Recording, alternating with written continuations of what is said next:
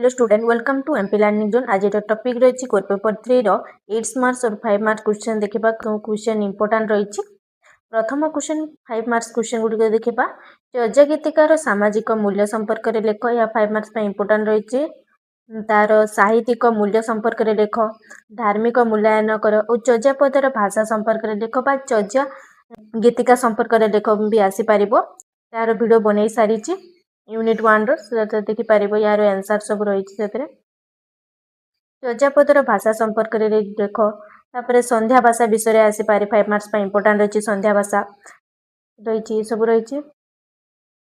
कान्हुपा विषय आ लुईपा विषय यहाँ इंपोर्टेंट रही। कान्हुपा जीवनी बा जीवन बा सृष्टि विषय लेख और लुईपा विषय लेख 5 मार्क्स दुईटा इंपोर्टेंट रही। ना लुईपा विषय लिख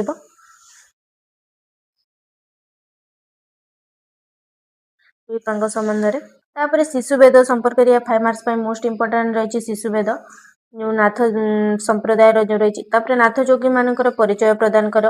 मत्स्येन्द्र नाथ संपर्क में संक्षिप्त लेख। तापर गोरख संहिता नाथ धर्म माने यहाँ इंपोर्टेंट नहीं गोरख संहिता मत्स्येन्द्र नाथ नाथ जोगी मान परिचय ये सब को लिखिदेव नोट कर 5 मार्क्स सब इंपोर्टेंट रही। 8 मार्क्स चर्या गीतिका संपर्क में लेख तार सामाजिक पचारि पारे साहित्यिक और धार्मिक सब को लिखने चर्या गीतिका मोस्ट इंपोर्टेंट रही। और नाथ साहित्य संपर्क में तार सामाजिक साहित्यिक और धार्मिक मूल्यांकन यह रही इंपोर्टेंस।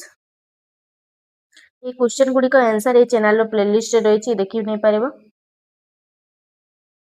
लॉन्ग क्वेश्चन बा 5 मार्क्स तुम चर्या गीतिका जो रही नाथ साहित्य संपर्क में गोटे उपक्रम नोट कर लिख जो लॉन्ग क्वेश्चन लिखले हम।